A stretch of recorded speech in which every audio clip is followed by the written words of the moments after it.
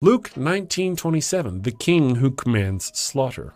The parable of the 10 minas concludes with a chilling command from the returning king. But those enemies of mine who do not want me to reign over them, bring them here and slay them before me. Apologists frequently dismiss this as a mere parable, arguing that it shouldn't be taken literally. However, the central figure in Jesus' parables almost invariably represent God or himself. In this case, the king embodies divine authority, rewarding loyalty and ruthlessly punishing dissent. The Greek word that they used for kill, over here, is stark and unambiguous, to slay, to slaughter violently. Jesus, the storyteller, crafts a narrative where the rightful ruler orders the execution of those who reject his reign. To argue this has no bearing on Jesus' own self-perception or his view of divine justice is to ignore the fundamental purpose of parables, to convey a moral or spiritual lesson through analogy. This isn't a gentle metaphor for spiritual consequences. It's a vivid depiction of a ruler who uses lethal force against his adversaries. This paints a picture of a god or a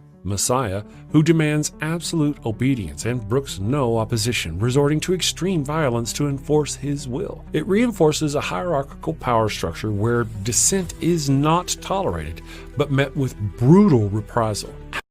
Absolutely, this is true. The New Testament is crystal clear about it. The fall of Jerusalem was a judgment, and it was not a surprise.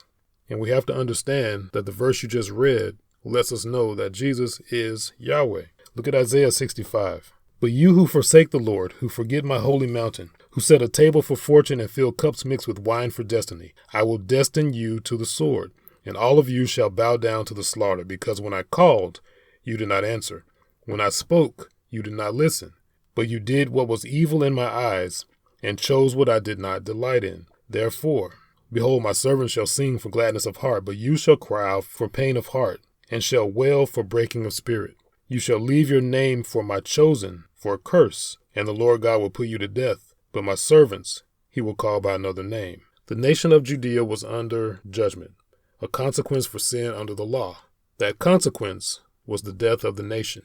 Yahweh here in Isaiah 65 is saying, for the sins of the fathers and for the sins of that generation, they would undergo that judgment. Jesus is saying the exact same thing here in Luke 19, and he's letting you know that he's the one that is executing this judgment. You're using the word adversary quite a bit.